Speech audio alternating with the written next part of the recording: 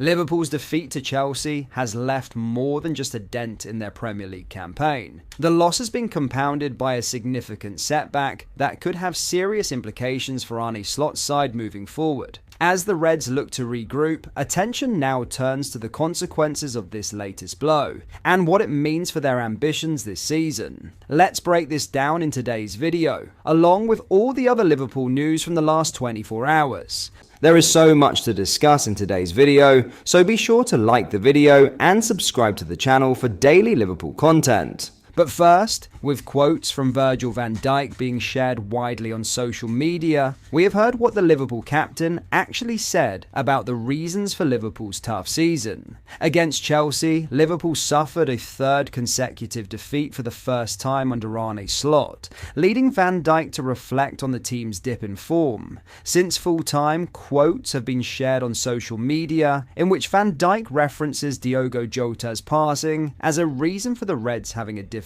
campaign. While this is an entirely understandable reason for individuals to be impacted, we thought it best to share what Van Dijk said in full on the subject. Van Dijk told Viaplay, "It was always going to be a tough season, I've mentioned. Nobody said that it was going to be plain sailing whatsoever. It was always going to be ups and downs for multiple reasons that we shouldn't forget, and all we have to do is stick together.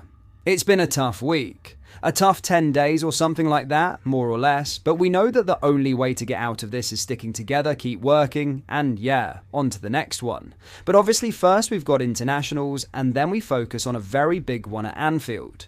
The death of a teammate is a completely valid cause for your mentality affected at times, but it isn't the entire reason for Liverpool's poor performances, and Van Dijk hasn't tried to suggest this. We should all do well to remember not to criticise individuals too harshly in public, given what they have been through.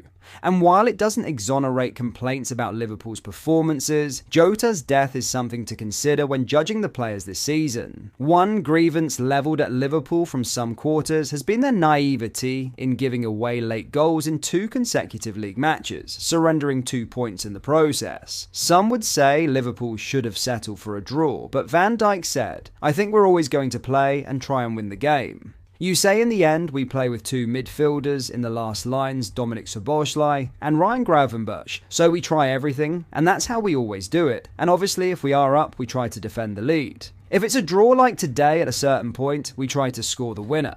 I felt like it could have gone both ways. It was wide open at times, and that's obviously for the neutral, it's quite nice to see, but obviously for us it's disappointing that we lost, so work to do. But stick together no matter what, and that's how we've always been doing with Liverpool, and we've been through a lot of ups and downs, and that's the only way to stick together. Now, if the loss to Chelsea wasn't bad enough, coming out of the game Liverpool were dealt another major blow. Konate was subbed off before 90 minutes for the 4th time this season, and Arne Slot has revealed that there was an injury concern for the centre-back. The Frenchman was withdrawn from the defeat at Chelsea in the 56th minute, and it saw Slot shift Ryan Gravenberch to centre-back for the remainder of the match. It was the 4th time Konate has not seen out the full match in the Premier League this season, but this time concerns over his fitness forced Slot's hand. It was to do with fitness. He felt his quad a little bit, Slot told Sky Sports after the match. Then alarm bells go off with me. But if the game had gone on like this, I would have made the change as well, maybe a bit later, but I did not want to take the risk as they pressed us with the left winger.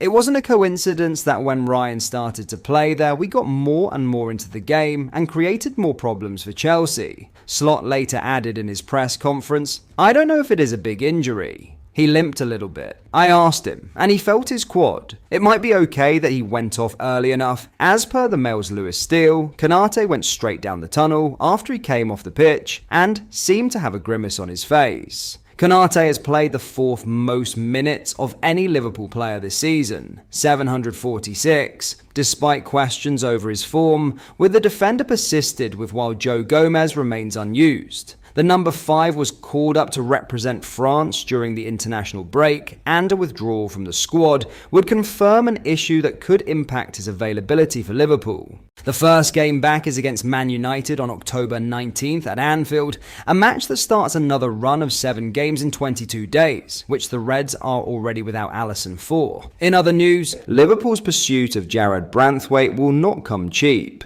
In fact, it could prove one of the trickiest transfer sagas they've faced in years. The towering 6'5" centre-back has long been on the radar of both Liverpool and Manchester United, admired for his blend of aerial dominance and composure on the ball. At just 23, Branthwaite already looks every inch a modern defender, not just winning duels, but dictating play from deep as a reliable distributor. But prizing him away from Everton is another matter entirely. Not only has the England international committed his future with a contract running until 2030, but his growing importance to Sean Dyche's side has coincided with an upturn in the Toffees' form. That combination makes him as valuable and as difficult to sign as ever. Financial expert Dr. Dan Plumley has warned that Liverpool, or any suitor, would need to prepare for a hefty price tag. He pointed to recent market examples, including Mark Guehi's blocked move last year, which was valued at around £65 million. Newcastle's subsequent interest only reinforced how Premier League clubs push fees higher when negotiating with direct rivals. He's not going to be cheap, particularly given the new contract, Plumley explained. You're looking at what happened with Guehi, and that puts Branthwaite firmly in the £60 to £70 million bracket. Everton's improved results mean they have no need to sell, so if anyone wants him, they'll have to pay top dollar. Liverpool would also be breaking a 2-decade-long taboo. No player has crossed the Merseyside divide since Abel Xavier swapped Goodison for Anfield in 2002. That history, coupled with Everton's reluctance to lose one of their prized assets, ensures negotiations would be nothing short of complex. Still, Branthwaite's profile makes him hard to ignore. Young, commanding, technically secure, and tied down long term. He is the type of defender who doesn't come on the market often. If Liverpool are serious, they'll need to test Everton's resolve with an offer that reflects just how valuable he has become. Ultimately, Liverpool find themselves at a crossroads. The need for defensive reinforcements is clear, but the challenge of striking a deal with Everton for one of their most valuable players is steep. With a price tag likely to push beyond £60 million, a lengthy contract, and the weight of Merseyside rivalry in play, any move would demand both patience and a sizable outlay. Whether the Reds are willing to meet those demands could define one of the most intriguing transfer battles of the coming window. But that is all for today's video. Thank you for watching. I hope you enjoyed. If you did, please drop a like on the video and subscribe to the channel for daily Liverpool content. We post all the latest Liverpool news every day, so join our fast-growing community so you never miss out. Thank you. I'll see you in the next video.